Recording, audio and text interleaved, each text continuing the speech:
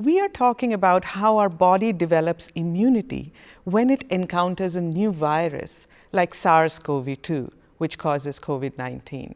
Hello and welcome to Science in 5. I'm Vismita Gupta-Smith. We are talking to Dr. Soumya Swaminathan, WHO's Chief Scientist. Welcome, Soumya. Soumya, explain to us how the body develops immunity when it encounters a new virus like SARS-CoV-2. So our immune system is actually amazing. It's versatile, but it's also complex.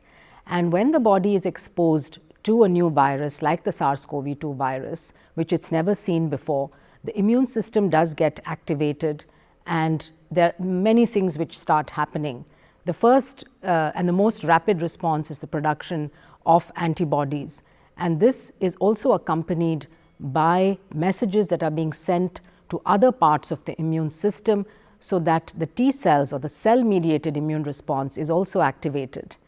And ultimately what happens is that if the body's immune response is strong, it's able to overcome the virus and eliminate the infection, but also it develops a memory response so that the next time the body sees the same virus, it's able to respond much more quickly, because the memory cells, both memory B cells and T cells in the body, are able to recognize and respond. So we all talk about antibodies all the time. It's one part of the immune system, but it's a much larger and much more complex system which keeps us healthy and gives us the ability to respond to a lot of infections. So Soumya, you explained that SARS-CoV-2 was a new virus. We did not have immunity to it as human beings. But now, at this stage of the pandemic, we also have vaccines. Explain to us how vaccines help to develop immunity. So the way vaccines work, and they're an amazing innovation of the 20th century, is by mimicking the organism, the virus or the bacteria. And so the spike protein of the SARS-CoV-2 virus is taken and made into a vaccine. Of course, we know there are different types of vaccines, mRNA, the virus vectored vaccines, inactivated, but they all do the same thing, and that's present in a safe way the antigen of the SARS-CoV-2 to the body. And so the immune response that's generated is very similar to the immune response to a natural infection, but of course the vaccines are a safer way of stimulating the immune system. So Soumya, if I've been infected, do I still need the vaccine?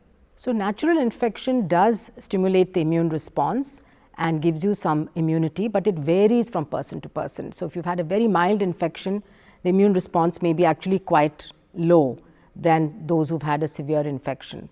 And we don't know exactly how long it will last. In some people it lasts a few months, in some people it goes to a year.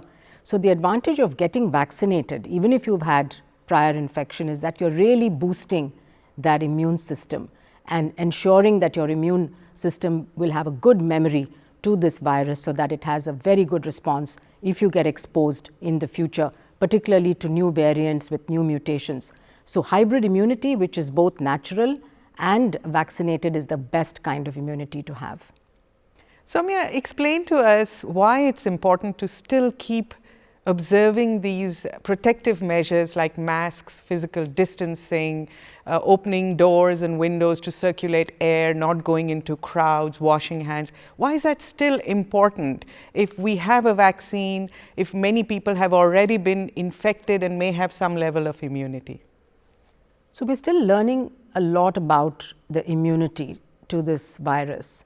And what we know now is that people who've had the infection in the past, and certainly those who've been vaccinated or both, have good immune responses which protect you from getting sick, even if you get infected. The current vaccines that we have today are very effective at preventing people from getting severely ill and ending up in the hospital, but are not 100% effective against infection. So even if you're vaccinated, you can still get the infection, which means you're infectious, you can pass it on to others, even though hopefully you're not going to be severely ill yourself. Also, we've seen with the variants that are emerging, and especially with the latest Omicron variant of concern, that it was able to overcome the immunity and therefore it was able to infect a lot of people who'd actually had previous infection or who'd been vaccinated. Luckily, because of their immunity, they didn't get ill, but they still were infected, and that's why it's important to continue to mask and to continue to observe the other public health measures, particularly if there's a lot of virus still circulating in your community. Thank you, Soumya. That was Science in 5 today. Until next time then, stay safe, stay healthy, and stick with science.